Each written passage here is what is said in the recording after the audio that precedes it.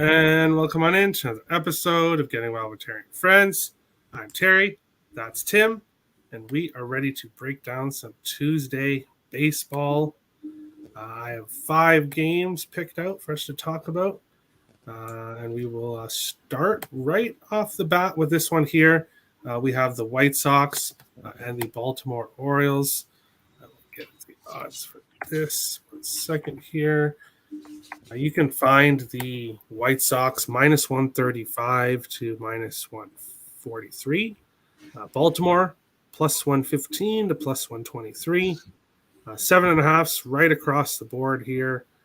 Minus 1.5 for the White Sox, plus 120-ish, and plus 1.5 for Baltimore in the minus 140s. In this one, no official pick for me in this game. I've not got to anything yet, but it would be a lean with the under. I think both of these pitchers are going to do pretty well today. Voth, if you just look at his ERA, he's 3-1 with a 4.86 ERA. But if you just look at that, then you'll think, oh, he's really bad. I can't back him. But that's why you don't just look at ERA. You have to look into how he's been playing recently, which is pretty well. He shut out the Blue Jays in his last game, I believe, here. He allowed, nothing against the Blue Jays in 6 innings, a no decision, and then wins against Tampa Bay and Pittsburgh before that, giving up 1 walk a game, 2 to 3 earned runs in the 2 wins, 3 to 6 hits. He's been pitching pretty well. And on the other side, Dylan Cease, really good for a long period of time. Did allow 3 earned runs in his last start, which was a bad start for him. And that's saying something when you give up 3 earned runs, and that's being a bad start. So for me, I was going to get to anything. The under 7.5 is minus 115.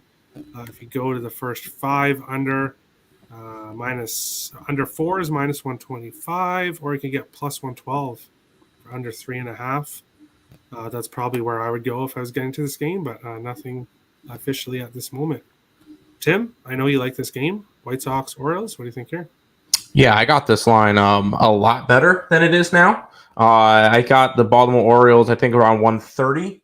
Now it's sitting in the 120s, even some of the high teens, high 1 teens. But when I looked at this one, sure, Dylan Cease has been phenomenal. He's the second place right now in votes for Cy Young, and that's a guy who didn't even make the All-Star game. Crazy. And then you look at Voth. Don't let his ERA throw you off. He had a 10.13 ERA in Washington this year. Ever since getting traded to Baltimore, he's been phenomenal. He's pitched 14 times in Baltimore, 10 starts, and pretty much since he's gone to that starting role, he's been great. 3-1 record with a 2.81 ERA in Baltimore, and that's in 48 innings. So I know it's a little bit of a smaller sample size, but he's been really good in Baltimore. And this White Sox team is just so beat up, and they're struggling. And I can't trust Chicago at a minus price tag, a team that just lost to the Royals yesterday. And not to mention Baltimore, most profitable team in baseball, most profitable team at home, and only 2.5 games back in that wild card.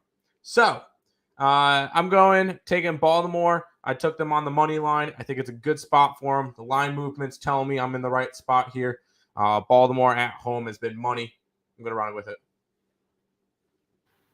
All right. Best of luck. Yeah, I've said it a lot of times. I just don't trust this White Sox team. I know they've had a lot of injuries and they've just underperformed this year. I have obviously bet on them at spots, but not a team I really trust. And despite how bad they've been, they're only 3 games back for the division still. Yeah, but they were supposed to be like a top team. One good weekend against Cleveland, and all of a sudden they can be in first place. And the Orioles, I think, over-exceeding pretty much everybody's expectations. I don't know. I still think Baltimore has a shot to get a wild card spot.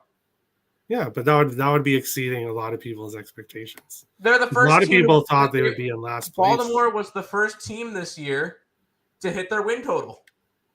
Yeah. Their win total was 61 or 62.5. And they already hit it. And it's August. So, yeah, obviously this team is not the team that we expected them to be this year. Their bullpen has been phenomenal. Yes, Eddie Baltimore. likes them as well. Yeah, their pitching has been an issue, but not so much this year. We'll move on to the next game. We have the LA Angels and the Tampa Bay Rays. You can find the Angels plus 145 to plus 160. The Rays minus 167 to minus 188 or minus 190. Sevens, and I see 1.5 there in this game. I'm going right back to the bet I placed yesterday. When it comes to the Angels, I look at the other team's pitcher and look at a strikeout prop. Corey Kluber, obviously not a pitcher I really want to back. He has been getting hit as of late. He did have 8 strikeouts in his last game. So this is the Angels we're talking about. I didn't look too good right at the early start yesterday in the strikeout prop, but it got there pretty quickly after a couple innings. So I'm going to go back to it today with Kluber. It was, let me get it up here, 6.5 for plus 128. So he does have to get 7, which is kind of a high number there. He got 8 in his last game. It is the LA Angels. But Kluber has kind of got hit. So as long as he stays in 5 or 6 innings, I think I should be good with the strikeout prop. Tim, Angels, Rays, what do you think here? This Angels team is pathetic. I'm going to go under. I really don't see Angels doing much, even against Kluber. I don't care that Mike Trout's back in the lineup. Kluber, looking at his last couple of starts, 7 earned runs against Baltimore, so a team that can hit. 4 earned runs versus Cleveland, a team that could hit. Back-to-back 4 earned runs versus Baltimore, who can hit.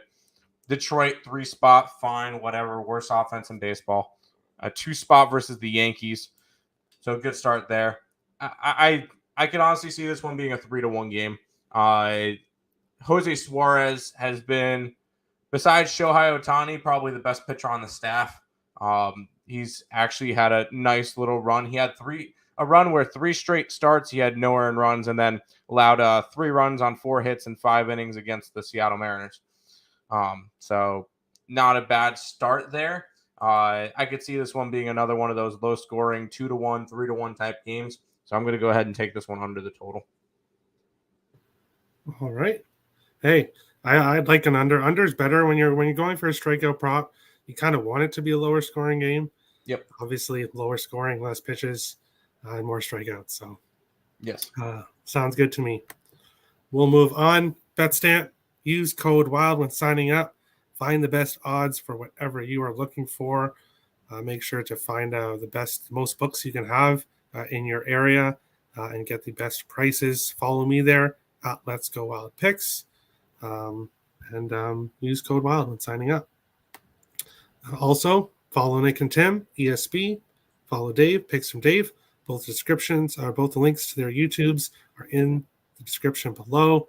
I wouldn't be able to do the show without these guys, so make sure to follow them. Moving on along, the Jays and the Red Sox. You can find Tampa Bay. You can find Toronto minus 132 to minus 143. Boston plus 117 to plus 120. 9.5s right across the board in this game here. We've seen some line movement in this game. The Jays earlier on today were around minus 170 and moved kind of around 30 cents. Still kind of investigating to find out what is going on there. The Jays lineup has not been confirmed when the show started. Let me quickly refresh and see here if anything's been announced. The Jays are off a off day. So I wouldn't expect anybody is being rested. Stripling is confirmed to pitch, but no confirmed lineup as of this moment. Blue Jays money line. Don't argue with me. Argue with you about Blue Jays money line? I don't know. How could you? But no, this is definitely a Blue Jay spot. I was really looking forward to facing.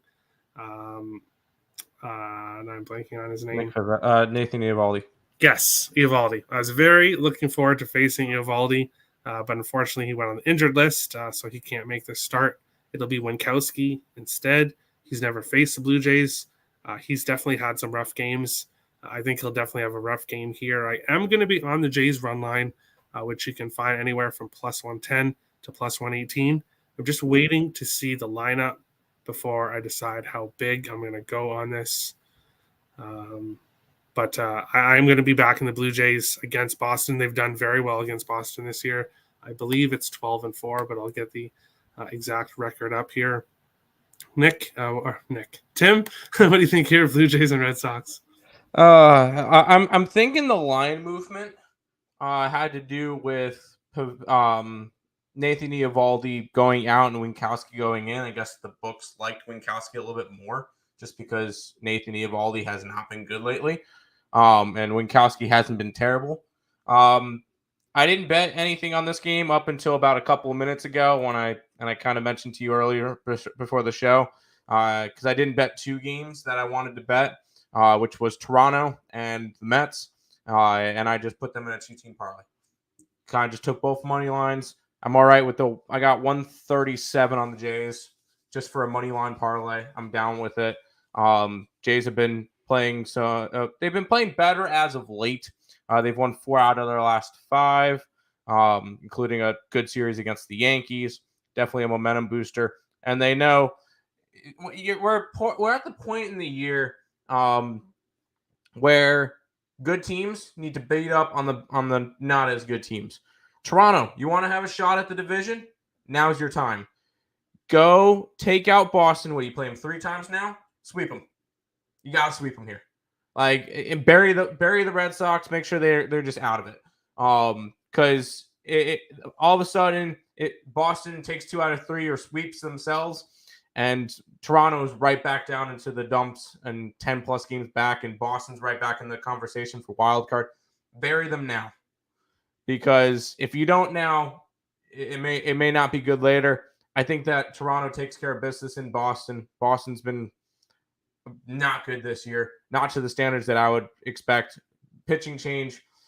This could be a rough game, rough series for Boston. Should be. Toronto should be the play. They've been the hotter bats. A Toronto money line and a parlay with the Mets for me. All right. Yes, Toronto is 10-3 against Boston this year. 82 runs scored for Toronto, 42 for Boston. Yes, you have to keep in mind the 28. It was the 28-5 game, yeah. Yes, yeah. But yes. Mm-hmm. But 10-3 overall against Boston this year. Moving on along to this one here. This is a game that I've been struggling with today. So obviously 2 bums. I think it's pretty fair to say this. Yes. Arizona, not as bad. They can be sneaky at times. So can the Royals. But they are going to face each other here in Kansas City today. You can find Arizona minus 125 to minus 127. So books are really aligned here in this one. Kansas City, you can get plus 105 to plus 112. Nines, I do see 8.5. Lines are pretty even here across the board. For me, I want to back the Diamondbacks in this game. I have not done it officially. Basically, it's a starting pitching edge here for the Diamondbacks. And I have not got to it yet because I want to take Arizona first 5 money line, which is like minus 130. Not a price I want to pay. With the minus a half is plus 110. So I could go that way. But right now it's just a lean for me. Actually, Arizona first 5 money line is minus 120 at FanDuel. So that's the best odds you can get it for right now.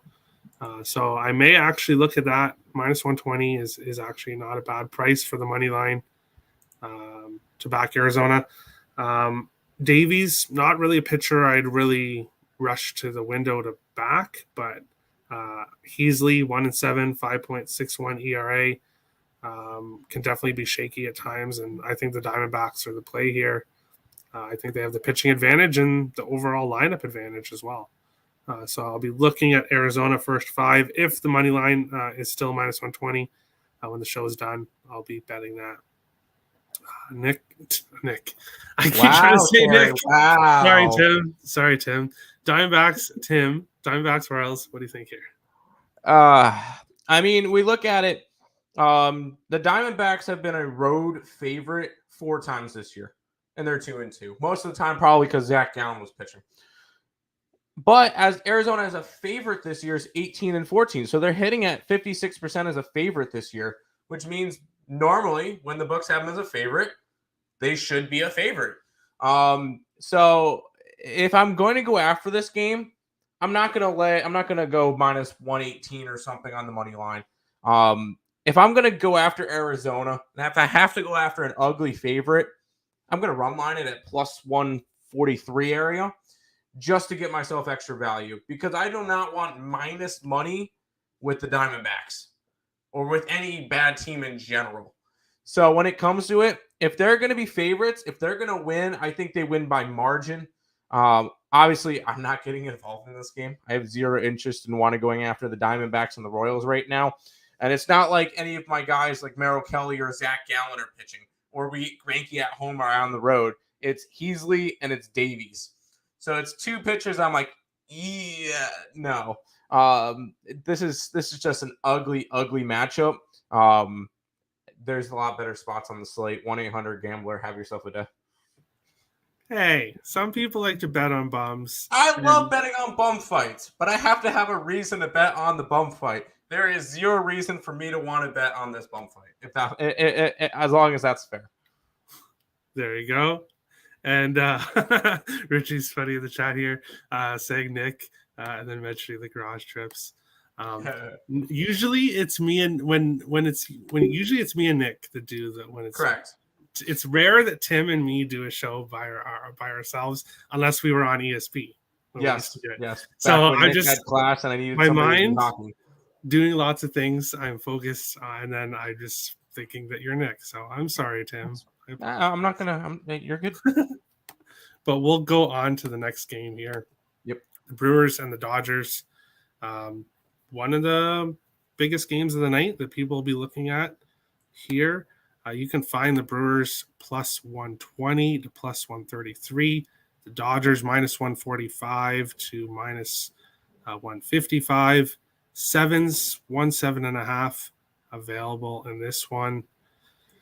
For me, I went to the first 5 and I took the first 5 under 3.5, which I got for plus 126. But that was actually a boosted bet, so I think it was like plus 106. So plus 103 now. At some spots, plus 100. I wouldn't really take it if you were looking at minus 104 to minus 105. This is a play I'd want to get plus money for. But that's just me. When you look at the pitching matchup, Burns and Gonsolin, right back to where he was earlier on in the year. He had that little bit of a shaky patch there, but he is right back to being a consistently really elite pitcher. Burns on the other side, we all know Corbin Burns. He's been an elite pitcher for years now. So this is a pitching matchup. A really good one. Burns in his last game did give up 3 earned runs against the Dodgers, and that was one of his bad games as of late. So again, like Dylan Cease, when a pitcher is having a bad game and it's 3 earned runs, that's definitely something to look at. No opinion on the side in this game for me. I'm just going to go with the under 3.5. I think we have a low start to the game. I don't think we get a 4-0 win by the Brewers like we did yesterday. But hey, anything's possible. But I'll look for a low start to the game. Tim, Brewers, Dodgers, what do you think here? Hey, this should be a very good pitching matchup. You get Corbin Burns and you get Tony Gonsolin, which is Corbin Burns, number 2 in Cy Young voting so far this year, with him also winning the Cy Young last year. And then Gonsolin has been an up-and-comer. I don't want to say out of nowhere, but kind of out of nowhere.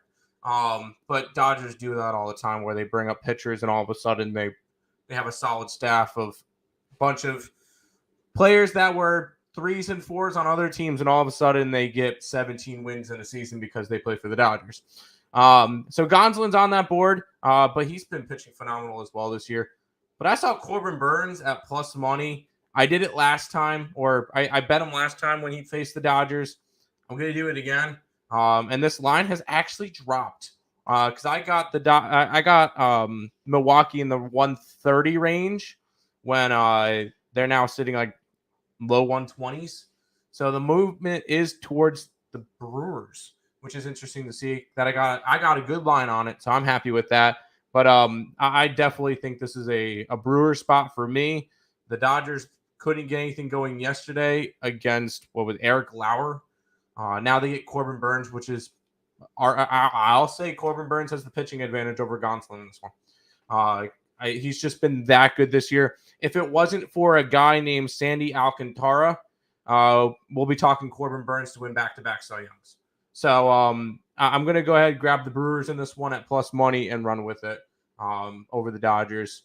Brewers trying to fight against the Cardinals now because after the last, week and a half, they've dropped 6 games on the Cardinals. Cardinals have a big lead in that Central now. Dodgers kind of coasting to the playoffs because at this point, they're 6.5 games up on the Mets for the best team in baseball.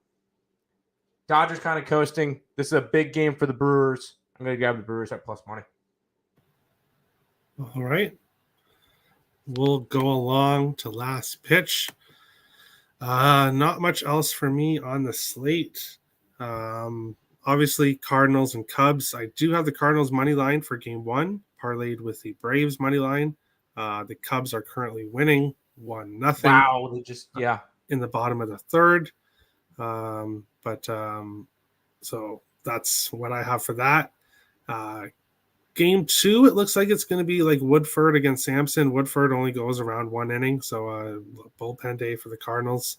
The Cardinals are just really hot right now, and I don't want to step in front of them. I'm on them game 1 here. No official plans right now to bet them game 2. We can see obviously what happens after game 1. Another reason, follow me at Let's Go Out Picks on BetStamp to get notifications when I do place bets. Moving on along, like I said, I do a Braves money line in a parlay, but if I had to take them single, you'd be looking at like -2.5. Not something I want to do. In this spot, minus 150. Yeah, so that's why I'd have to look at the -2.5. Giants Tigers. I want to back Rodon on his strikeouts, but the Tigers are not that bad of a team when it comes to striking out. So haven't got to anything there, but it would be a lean with Rodon strikeouts, depending on the number. Twins and Astros. Aaron Sanchez against Verlander. When did Sanchez get traded to Minnesota? He got picked up. I think they picked him up. He probably got DFA and picked up. Wow, Twins are that desperate. Yikes. He did play 1 game for them. Yeah, he has. But how about Guardians run line against the Padres? We'll get to that game. I was going to get that one. Sanchez, Verlander. Obviously, it's a clear pitching advantage for Houston. Minnesota's not playing well right now. No. So this would be a Houston spot. But I have not got anything in this game. It should be a Houston spot. I know Nick is on Minnesota first time. Minnesota is still a good team, and they shouldn't be that big of dogs. Yeah. So for me, I want to pull the trigger here on Houston, but just haven't got to it yet or found a way to bet it yet. Rangers Rockies lean to the over, but it's Coors Field. So I haven't got to anything in this one. I don't really want to bet Rangers and Rockies. And obviously the total's always inflated in Coors Field. So keep that in mind. Guardians Padres, nothing for me. I don't like to back Aaron Savali. And I don't want to back the Padres either. So that's a pass. And the other two games also passes for me. Today's slate was not one that I really liked. So kind of passing a lot of stuff on today's slate. But we'll probably have a lot more action tomorrow. Oh, yeah. And Keith likes the -1 against Padres. I personally, I don't do the -1s. If I'm going to do it, take the money line or take the -1.5. If you think your team's going to win, they're going to win. Like, you shouldn't have to try to give, because you lose value on taking a -1 over a 1.5. I'd rather lose with plus money on a run line than do the -1 and push. Because I'm not going to root for my team to win by 1 or a team to lose by 1 or whatever the case may be. If I think a team's going to win, if I got a favorite, I think they win 10-0. If I got a dog, I think they win I think they win 3-2 or 4-2, whatever the case may be. Like, if I got a team, I'm not going to do a -1 line. That's just me, though. Yeah, I don't do the -1 either, really. But everyone everyone likes to bet differently. So whatever works for you, make that money. Tim, what do you think here? Last pitch. Philly game has their best bet in it. If you're going to go after the Atlanta-Pittsburgh game, the only thing I could really see, you're right, my state only goes. I got you. The only way I could see myself going after that Atlanta game is maybe Pittsburgh team total under. Max Fried is still one of the best pitchers in the National League. So that's kind of that with them. Baltimore, I parlayed the Mets and the Blue Jays just because I didn't get to them earlier. I parlayed them now. Under in the Tampa Bay game. Other than that, I'm on Cleveland. I'm on Cleveland tonight. I got them at like plus 130 something, and they're now plus 120 area. So once again, similar to the Milwaukee movement, same deal with the Guardians. Guardians are a second half team. They've been playing really well as of late, and very realistically, they could win the division. I mean, they're up 2 games on Minnesota now. They're up 3 games on the White Sox. Cleveland's the best team in this division right now. And I think it stays that way the rest of the year. Although I think the White Sox give them a little bit of a push. I think Minnesota takes a step back like they have been. But Cleveland, and we just saw what the Padres are. We've seen what the Padres have looked like since getting Juan Soto. And even Nick mentioned, he goes, they're worse. They're worse now than when before they got Soto. Like, I'm not a big fan of that. Obviously, you probably blame Josh Bell for it, but I think Aaron Savali gets the win today versus Cleveland, for Cleveland against San Diego. So I grabbed them at plus money. Other than that, that's all for baseball. WNBA, game 3 between the Sky and the Liberty. Taking the Liberty at home plus the 7.5 points. I think they keep it close. If not, they could possibly knock out the defending champs tonight. So go Liberty in that one. Other than that, that's all my slate for today. Besides me live betting Russian table tennis like a degenerate. Hey, I'm making money on it though. That's not a bad thing. Everyone bets different ways. Make that money. That's how it is. We will go to the best bet segment here. We'll start with over under.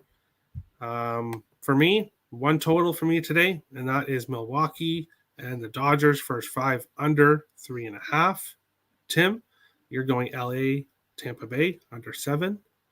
And Ryan is going San Francisco, Detroit under 7.5. Going on to dog of the day. Tim, you're the only one that has a dog of the day today. And that's I have multiple of them, so I just chose that one. There you go. Cleveland Guardians for Tim. Yeah, on it real quick. Honestly, with dog of the day, I could have chosen Milwaukee, Baltimore, Cleveland, the Liberty, the Mets. There's plenty of dogs today if you guys are interested in any of them. So there you go. Eddie likes Liberty tonight as well. Yep. The Cubbies are up 2-0, which kind of glad I stayed off of that game. And Keith gives a thumbs up. Going to best parlay pieces for me, Blue Jays money line. For Tim, Brewers plus 1.5, and for Ryan, Mets team total over 3.5. Which the Brewers one is about minus 170. All right. And then going on to best bets, Not a lot of action for me today, so no big surprise what I went with. I'm going to go with the Blue Jays minus 1.5 to smash Winkowski here in this spot. Tim, you're going at the Baltimore Orioles money line, plus 130. Dave is going Cleveland Guardians money line, plus 125. And Ryan is going with the Arizona Diamondbacks money line. I will get the odds up there. You might have to switch my odds because I see the best I see is 125 now. I put it in earlier. Okay. And Keith likes Liberty and the Sky under 165. What do you think about that? I'm torn up on the total. I don't know about it. So I'm gonna stay away from the total because I feel like if the Liberty want to have a chance, they have to be hitting threes tonight. So I would lean slightly over, but that's just me wanting the Liberty to just jack up a bunch of threes and drain them. All right, and that is today's show. In half hour, I will be doing the first NHL season preview show. Today, I will be having Vito and Ian Cameron on today's show to go over the Anaheim Ducks. So make sure to tune into that. It should be a pretty good show to start off the NHL preview shows. But best of luck to everybody tonight. If you're new to the channel, hit the subscribe button if you like the content. Smash the like button. We appreciate all the support. And we will see you again tomorrow for another episode. Getting Well with Terry and Friends. And see you in half hour for the Anaheim Ducks preview show. Have a good one, guys.